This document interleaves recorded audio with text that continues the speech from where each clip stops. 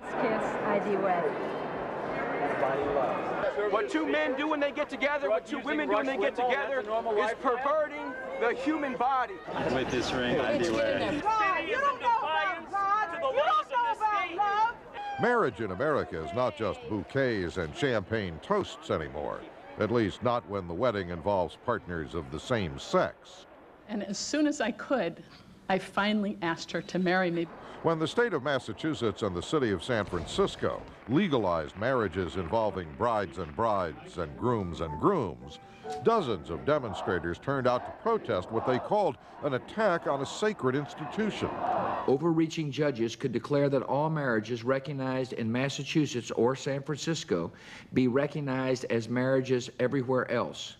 Leading the national protest against same-sex marriage, President Bush. The only alternative left to the people is an amendment to the Constitution. The battle over the proposed constitutional amendment will be fought on both sides through all media.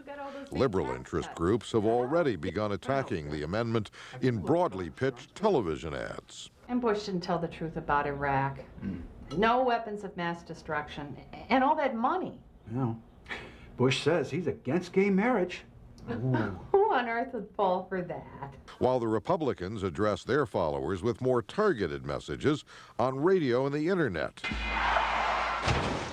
Marriage in Ohio is heading for a collision. On May 17th, homosexual marriage was legalized in Massachusetts. An activist court could force Ohio to recognize or legalize homosexual marriage here. I will guarantee you that for every commercial that might emerge on national broadcast television, there will be 50 that will be out there on religious radio stations. There will be messages sent by email and through direct mail. If you really care about preserving one man, one woman in a union called marriage, there is one surefire, certain way to do it, and that's to vote for a constitutional amendment that does it.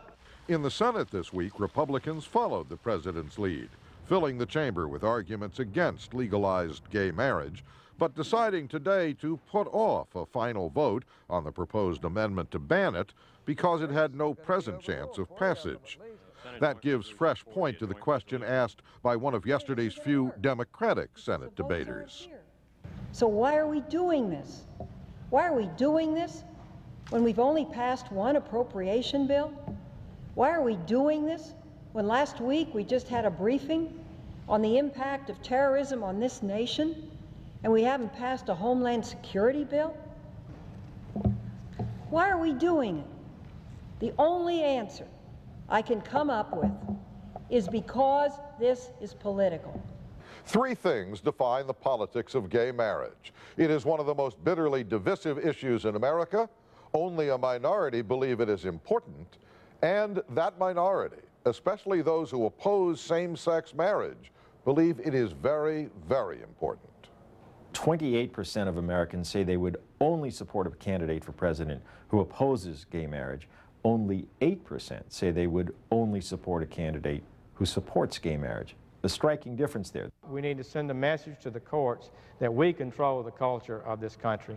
Hence the vigorous Senate debate, hence the dozen or more states where similar anti-gay marriage amendments are being pushed for state constitutions. My first house is 3232, which is... Hence the door-to-door canvassing and persistent politicking on gay marriage in the key swing state of Ohio. I'm with the Ohio Campaign to Protect Marriage. There's no question that a wedge issue like this could be the determinant factor. Cuyahoga County Republican Chairman Jim Tracus says the gay marriage issue cuts both ways for Republicans. The more conservatives campaign against it, the more it fires up the GOP base. And he says, the more of those wild liberal activists that get out, the happier Republicans are.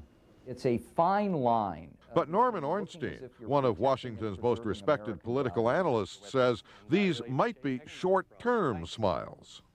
A few years back, when Howard Dean, as governor of Vermont, signed the civil union bill, it caused an eruption in Vermont. A lot of legislators lost their seats as people reacted against it. Think about where we've come since the Vermont civil union bill.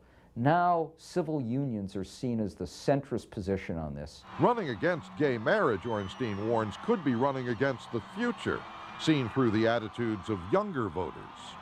George Bush and the Republicans in Congress are not thinking about the long run right now. They're thinking about November, and they're trying to find a way to make sure that this issue excites their base. Still, by today's campaign stop in Marquette, Michigan, President Bush's remarks on gay marriage had shrunk to this. We stand for institutions like marriage and family, which are the foundations of our society. A sign, perhaps, the president and his handlers agree. Same-sex marriage is not a simple slam-dunk issue for the Republicans. If he plays it poorly, if he oversells it, if he makes it more important than most people think it is, then he does have some danger there of touching the third rail, of alienating the center where he wants to win votes. Nothing is simple anymore, not matrimony, and certainly not presidential politics.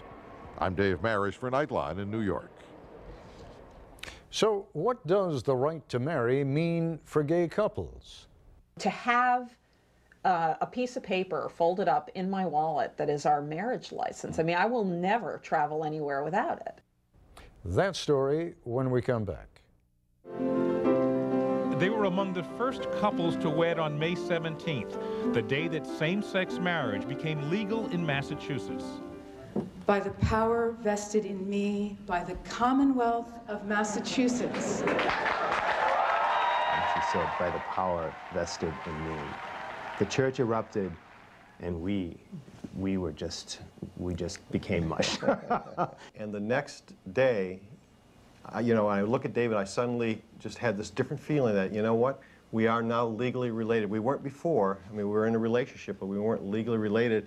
And he is my next of kin. He is my family now, legally. They were one of 7 same-sex couples who sued and won the right to marry in Massachusetts. Today, they enjoy all of the legal rights and benefits as any other married couple in the state. Property rights, inheritance rights, tax rights, and one that is especially important to them, the right to make medical decisions if one of them is incapacitated. 4 years ago, when Compton was suddenly hospitalized with kidney stones, Wilson was not allowed to visit him or consult with his doctors. Now he has the legal right to do so. I have 2 kidney stones, which I'm working on, and I know I'm going to be back in the hospital, you know, in the not too distant future. You know, I know that David will be able to make those decisions, and that he has rights now. There's definitely a sense of security and safety in knowing that we're legally next of kin. They also enjoy what they say are the intangible benefits of marriage. Everyone we say we're married to, they look at us and get it right away. We don't have to explain our relationship. We don't have to explain who we are or what we are to each other. They get it. Here comes the bride. The same afternoon that Rob and Dave married, so did Julie and Hillary Goodrich, another of the plaintiff couples. I just thought, wow, this is amazing. You know, this is historic. This is amazing. Cannot tell you how different it is. And I was really unprepared for that. I mean, I certainly knew all of the legal responsibilities and benefits that would come from this. I knew that it would, the day we got married, would feel terrific and be emotionally, you know, very moving. What I was unprepared for and didn't really realize was how much it would solidify my relationship with Julie. Set. Yeah. Nice one. The Goodriches have a daughter, Annie, now 8. It was something Annie said 3 years ago that led them to file suit for the right to wed. She told them, you can't love each other because you're not married. For her, it means that her family is like the other kids' families, and it brings, and she knows how much this has meant to us, and it's obviously meant a great deal to her. So the level of both relief and I think comfort and security that she feels has really been visible since May 17th. When you went into this, the legal rights, at least when I spoke to you before, seemed to be paramount in your mind. Well, they were, because, I mean, you know, we wanted the legal rights. You know, that's all we were looking for, and frankly, that's what we got. But what we got in addition to that is a recognition and a sense of profound respect and love by the community that we weren't counting on before. And that's a very, very powerful feeling. And yet there are many people who will say marriage is, by the definition of the dictionary, between a man and a woman. Well, actually, We don't Merriam-Webster accept- just changed it. Did they? Yeah, they did.